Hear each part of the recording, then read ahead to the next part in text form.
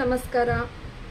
ನಾನು ಡಾಕ್ಟರ್ ಶ್ವೇತಾ ರಿಪ್ಪನ್ಪೇಟೆಯಿಂದ ಸಮಸ್ತ ಕನ್ನಡ ನಾಡಿನ ಜನತೆಗೆ ಎಲ್ಲರಿಗೂ ಕೂಡ ನಮಸ್ಕಾರಗಳನ್ನು ತಿಳಿಸುತ್ತಿದ್ದೇನೆ.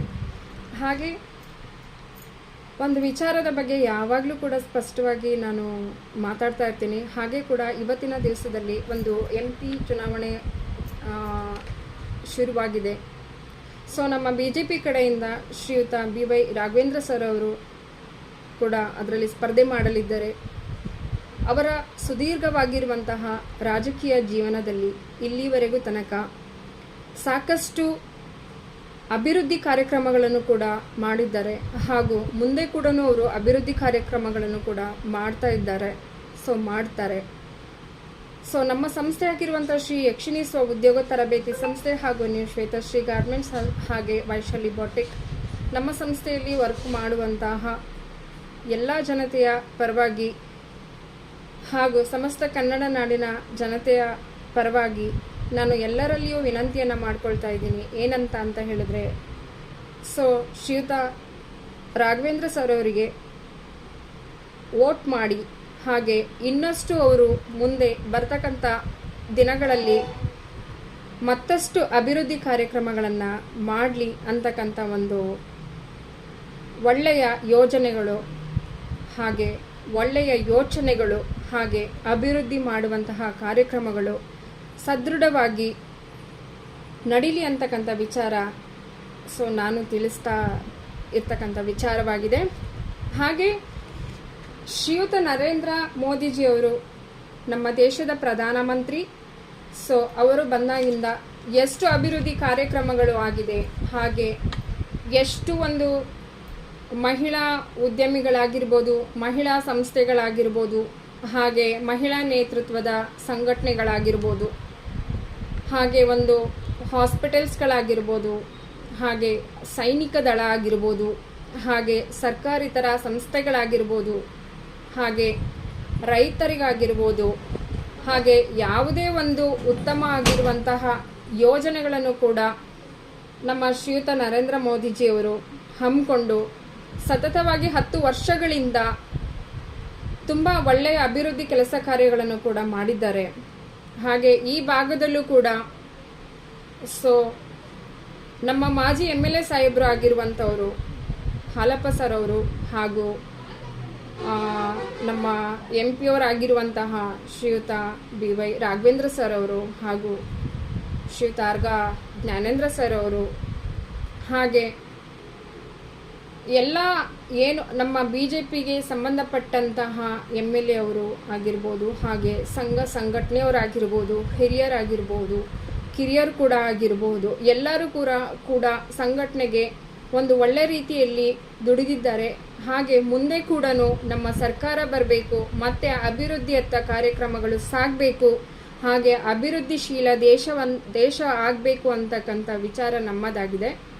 ಸೊ ಸ್ನೇಹಿತರೆ, ನಾನು ಹೇಳೋದು ಇಷ್ಟೇ, ಸ್ಪಷ್ಟವಾಗಿ ಎಷ್ಟೋ ಒಂದು ಕಾರ್ಯಗಳನ್ನು ಮತ್ತು ಏನು ಒಂದು ಹಮ್ಮಿಕೊಂಡಿರುವಂತಹ ಸಮಾಜಮುಖಿ ಕೆಲಸಗಳನ್ನು ಅವರು ಹಮ್ಮಿಕೊಂಡಿದ್ದಾರೆ. ಅದು ಸ್ಪಷ್ಟವಾಗಿ ಒಂದು ನೇತೃತ್ವದಲ್ಲಿ ಒಂದು ಒಳ್ಳೆಯ ಕೆಲಸ ಕಾರ್ಯಗಳು ಕೂಡ ಆಗಿದೆ. ಅದಕ್ಕೆ ಸಂಬಂಧಪಟ್ಟಂಗೆ ಸೊ ನಾನು ಒಂದಿಷ್ಟು ವಿಚಾರಗಳನ್ನು ತಿಳಿಸ್ಬೇಕು ಅಂತ ಹೇಳಿಬಿಟ್ಟು ನಾನು ಈ ವಿಚಾರವಾಗಿ ಕುರಿತು ನಾನು ಮಾತುಗಳನ್ನು ಆಡ್ತಾ ಇದ್ದೇನೆ.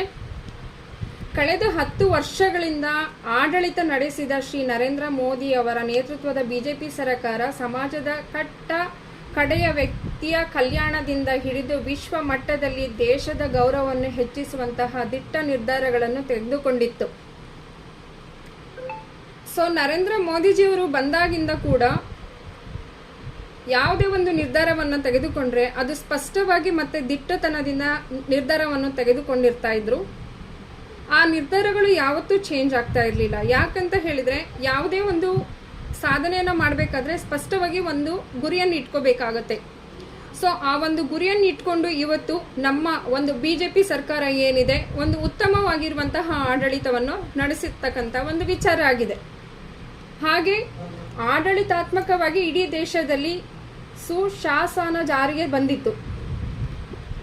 ನಂತರ ಇಂತಹ ಸಮರ್ಥ ನೇತೃತ್ವಕ್ಕೆ ಮತ್ತು ದೇಶದ ಚುಕ್ಕಾಣಿ ವಹಿಸುವ ಸದಾವಕಾಶ ಎಲ್ಲ ತಮ್ಮ ಮುಂದಿದೆ. ಎಲ್ಲರೂ ಶ್ರೀ ಮೋದಿಯವರ ಜೊತೆಗೆ ಹೋಗೋಣ. ಮತ್ತೊಮ್ಮೆ BJP ಸರ್ಕಾರವನ್ನು ನಾವು ಅಧಿಕಾರಕ್ಕೆ ಬರಬೇಕು ಅಂತಕ್ಕಂಥ ವಿಚಾರವನ್ನು ನಾವು ಇವತ್ತು ಮನೆ ಮನೆಗೂ ಹೋಗಿ ಎಲ್ಲರಲ್ಲೂ ಕೇಳ್ಕೊತಾ ಇದ್ದೀವಿ. ಯಾಕಂತ ಹೇಳಿದರೆ ಎಷ್ಟೋ ಯೋಜನೆಗಳು, ಎಷ್ಟೋ ಒಂದು ಒಳ್ಳೆಯ ಕಾರ್ಯಕ್ರಮಗಳು ನಡೆದಿರ್ತಕ್ಕಂಥ ವಿಚಾರ. ಸೊ ಇದು ಎಲ್ಲರಿಗೂ ಮನಗಳಿಗೂ ಕೂಡ ಮುಟ್ಟುವಂತಹ ಒಂದು ಕೆಲಸವನ್ನು ಮಾಡಬೇಕು. ಅದು ನಮ್ಮ BJP ಸರ್ಕಾರದ ಕಡೆಯಿಂದ ಆಗಿರುವಂತಹ ಕೆಲಸಗಳು ಕೂಡ ಆಗಿದೆ. ನಾನು ಇದರ ಬಗ್ಗೆ ಒಂದಿಷ್ಟು ಸ್ಪಷ್ಟವಾಗಿರುವಂತಹ ಕೆಲವೊಂದು ವಿಚಾರಗಳನ್ನು ಹೇಳಬೇಕು ಅಂತ ಹೇಳಿ ನಾನಿದ್ದೀನಿ ಸ್ನೇಹಿತರೆ. ಮೊದಲನೇದಾಗಿ ಸಮರ್ಥ ನೇತೃತ್ವ, ದಿಟ್ಟ ನಿರ್ಧಾರ. ಅದರಲ್ಲಿ ಸಕಾರವಾದ ರಾಮ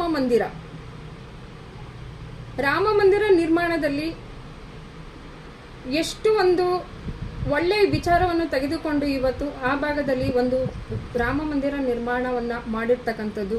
ಹಾಗೆ ಆರ್ಟಿಕಲ್ 370 ಮತ್ತು 35A ರದ್ದು ಮಾಡಿರ್ತಕ್ಕಂಥದ್ದು. ಸೊ ಆರ್ಟಿಕಲ್ 370 ಮತ್ತು 35A ರದ್ದು ದಶಕಗಳ ಭಯೋತ್ಪಾದನಾ ಚಟುವಟಿಕೆ ಅಂತ್ಯ ಮತ್ತು ಶಾಂತಿ ಸ್ಥಾಪನೆ ಮಾಡೋದಕ್ಕೋಸ್ಕರವಾಗಿ ಈ ಒಂದು ಆರ್ಟಿಕಲ್ನ ಅವರು ಜಾರಿಗೆ ತಂದಿರ್ತಕ್ಕಂಥದ್ದು. ಇನ್ನೊಂದು ದೇಶದಾದ್ಯಂತ ಪೌರತ್ವ ತಿದ್ದುಪಡಿ ಕಾಯ್ದೆ.